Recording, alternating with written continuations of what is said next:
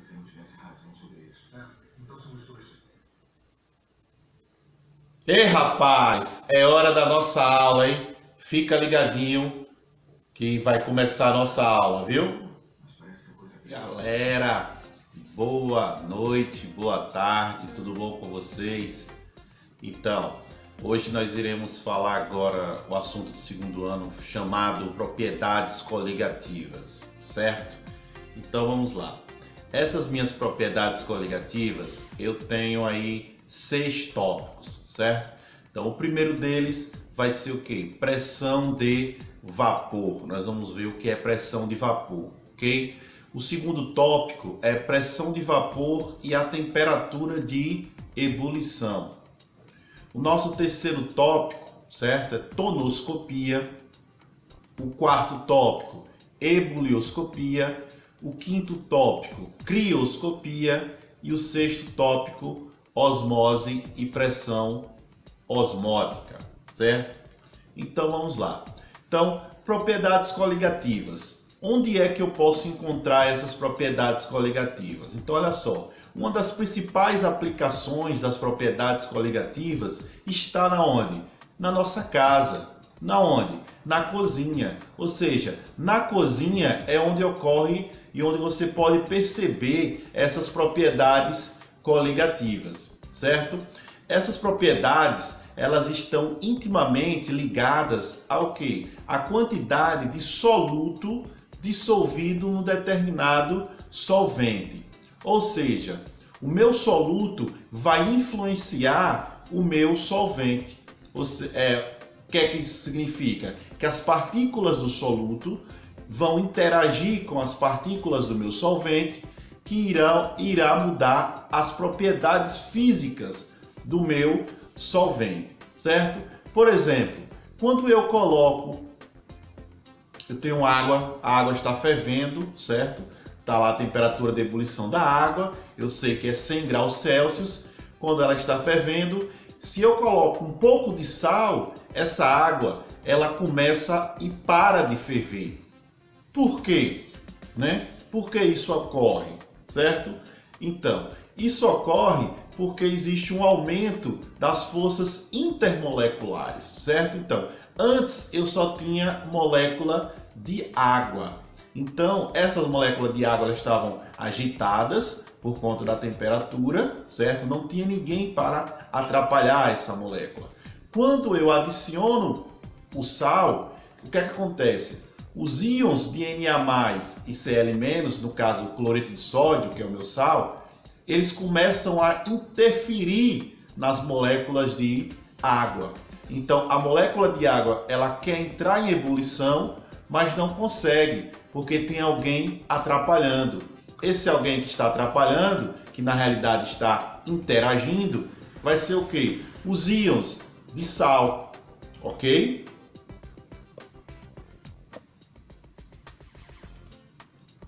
Então vamos lá, dando continuidade, Propriedades coligativas. Vou ler lá, certo?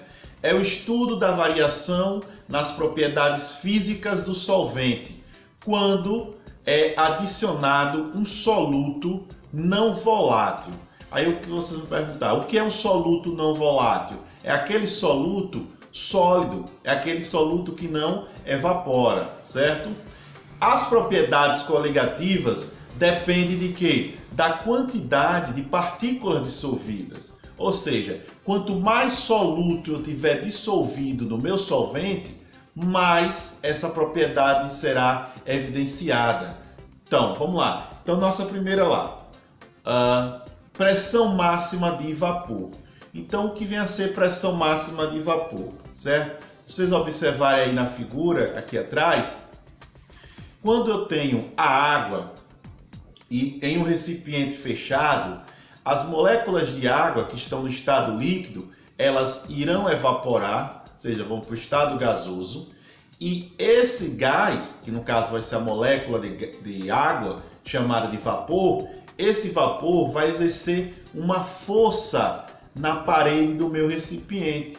E essa força vai ser chamada de pressão de vapor.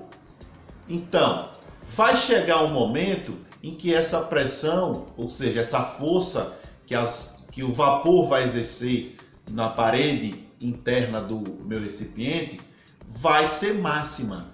Por quê? Não vai conseguir mais evaporar mais, certo? Então, quando não consegue mais evaporar, então eu digo que atingiu a pressão máxima de vapor. Então, é a pressão de vapor do líquido saturado que exerce sobre o líquido. Ou seja, o vapor, as moléculas de vapor vão exercer uma força e as moléculas que estão no estado líquido também vão exercer uma força. Quando essa força for igual, aí eu digo que atingiu a pressão máxima de vapor. Vamos lá. Próxima propriedade coligativa, crioscopia. Então, esse nomezinho crio significa frio. Então, vamos lá. Então, o que é crioscopia? Vai ser o abaixamento da temperatura de congelamento, temperatura de solidificação do líquido, certo? Devido a quê? A presença de um soluto não volátil. Então, o que vai acontecer com a temperatura de congelamento? Ela vai diminuir. A que temperatura a água congela? Não é sua nota. É 0, certo? Não é sua nota não.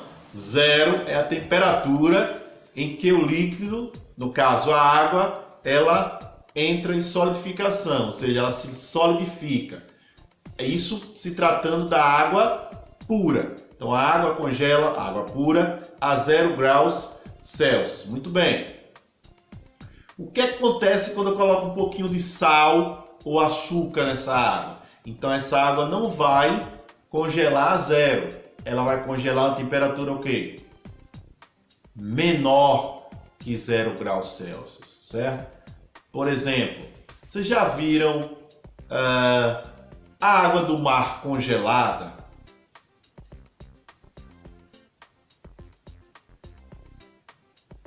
Não, vocês não viram a água do mar congelada.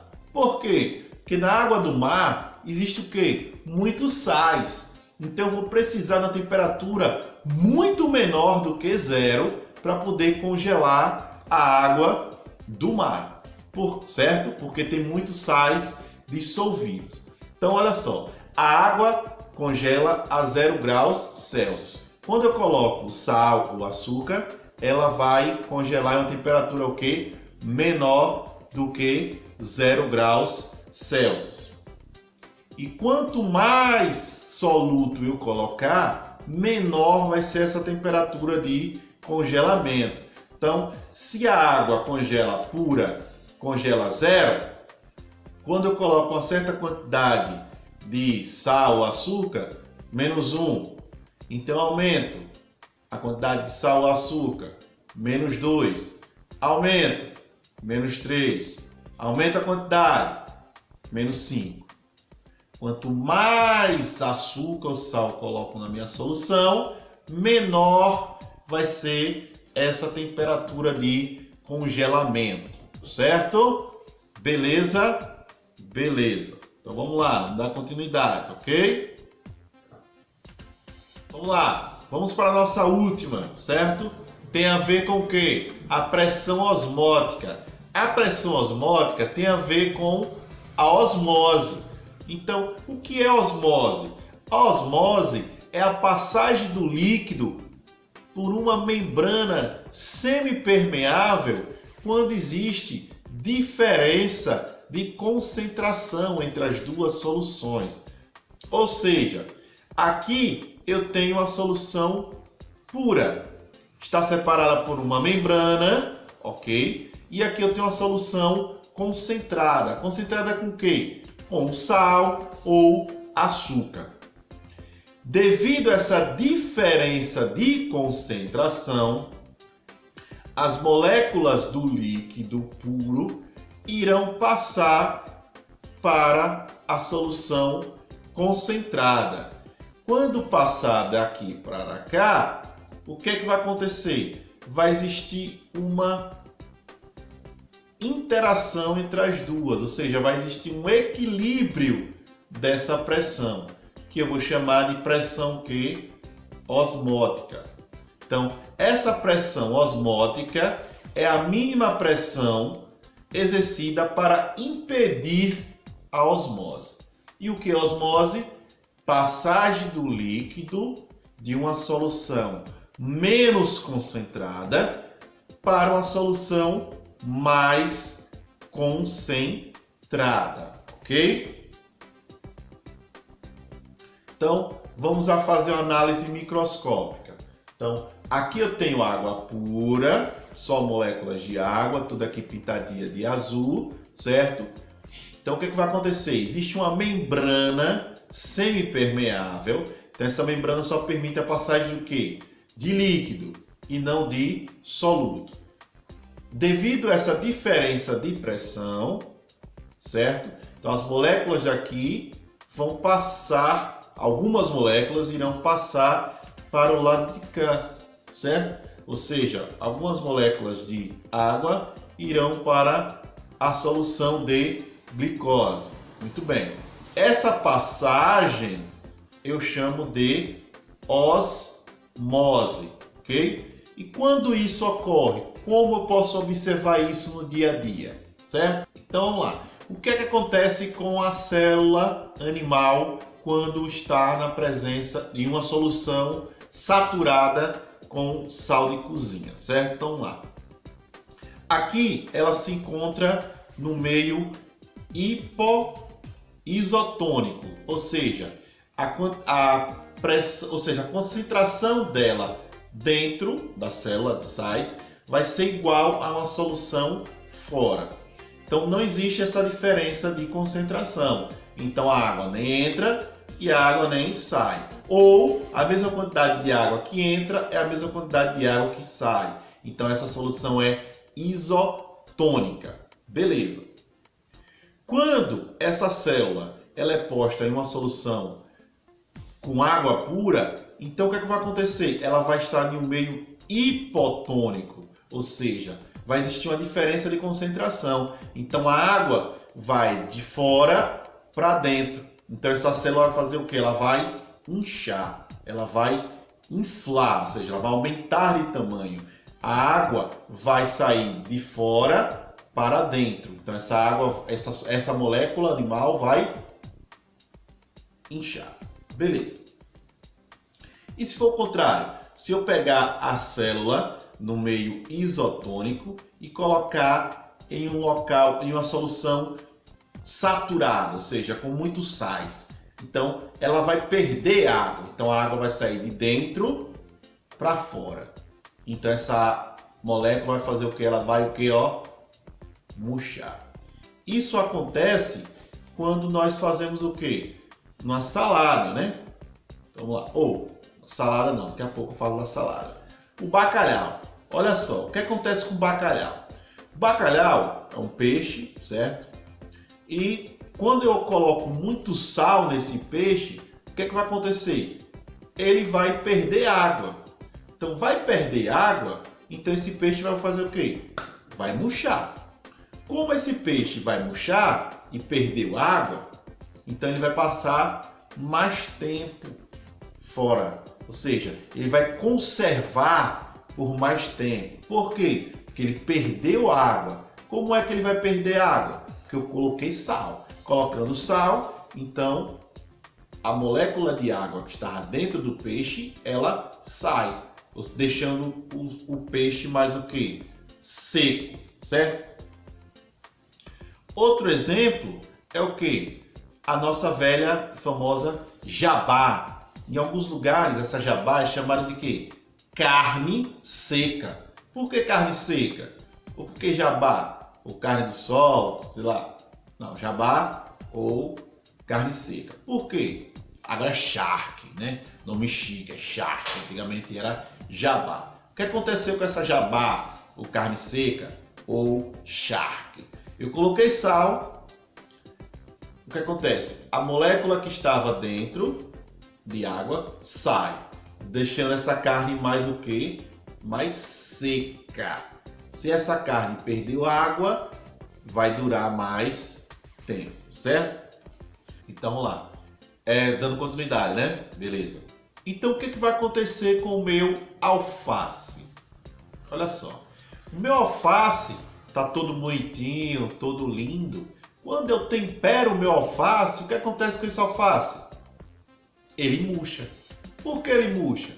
Porque eu vou temperar o meu alface com o quê? Com sal ou vinagre. Esse sal ou vinagre, eles vão ser o quê? Um soluto, certo? Vai ser um soluto. Quando a água que estiver dentro do alface, essa água sai de dentro para o quê? Para fora. Observe quando vocês temperam a salada e tem o alface, depois que vocês comem a salada, se no prato não fica uma água lá. Então essa água vem da onde? De dentro do alface. Muita gente pensa que é vinagre. Nossa, você colocou muito vinagre. Mas não. Aquela água lá veio de dentro do alface, certo? Então, se vocês não temperarem a salada, então essa água não tem como sair de dentro do alface, certo? Assim que vocês temperam a salada, coloca sal ou vinagre, o que acontece? Osmose. Então, o alface vai perder água, certo? Beleza? Então, vamos lá. Vamos dar uma recapitulada. Então, quando eu coloco um soluto não volátil, esse soluto vai interferir nas propriedades físicas do meu líquido, certo? Exemplo, a água, certo? Quando eu coloco sal na água, tonoscopia, abaixa a pressão de vapor. Ebulioscopia, aumenta a temperatura de ebulição. Crioscopia, diminui a temperatura de congelamento. E o que acontece com a osmose, pessoal? Quando tem lá uma diferença de concentrações, a água faz o quê? A molécula de água, do líquido, ela sai de dentro para fora ou de fora para dentro, depende dessa diferença. Mas sempre a água vai do menos concentrado para o mais concentrado. Então, no exemplo do alface, dentro do alface eu tenho sais dissolvidos. Quando eu coloco mais sal fora, seja mais concentrado, o que é que vai acontecer? Esse líquido sai de dentro para fora e o alface faz o quê? Murcha. Então, muito obrigado pela atenção de vocês. Então, espero vocês na próxima semana. Fica com Deus. Um abraço.